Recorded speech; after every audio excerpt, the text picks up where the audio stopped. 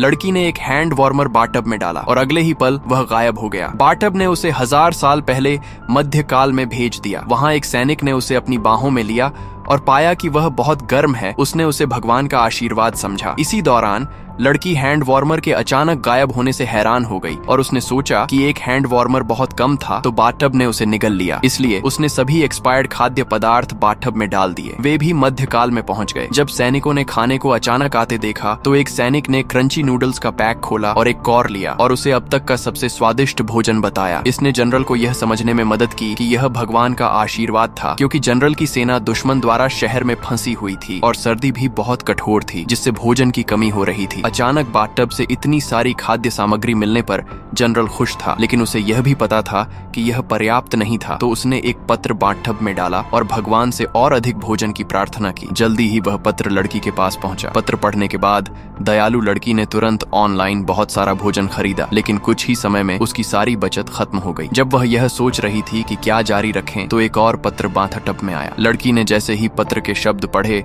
Bathtub ने सोने, गहनों और प्राचीन वस्तुओं से भरा हुआ था। ऑनलाइन चेक करने पर लड़की ने पाया कि एक सोने का टुकड़ा $3 लाख का था। तभी वह भोजन जो उसने ऑनलाइन खरीदा था वह भी आ गया। उसी समय मध्यकाल के सैन्य शिविर में भोजन का आखिरी हिस्सा बचा हुआ था और जब सभी लोग निराश थे, बाथटब ने वह सारा भोजन लड़की द्वारा खरीदी हुई सामग्री पहुंचा दी। सैनिकों ने भगवान का आशीर्वाद मानते हुए कहा कि अब वे युद्ध जीतने में सफल होंगे, लेकिन अगले ही पल दुश्मन की सेना शहर के द्वार पर हमला करने के लिए पहुंची। जनरल के पास कोई रास्ता नहीं था, तो उसने दुश्मन की सेना को रोकने के लिए बाहर मार्च किया। इसी दौरान लड़की ने आधुनिक हथियारों की खरीदारी की और उन्हें जल्दी से बाथटब में डाल दिया। ठीक उसी वक्त जब जनरल दुश्मन की घेराबंदी में फंसा था, मध्यकाल के सैनिकों ने आधुनिक हथियारों का इस्तेमाल करके उसे बचा लिया।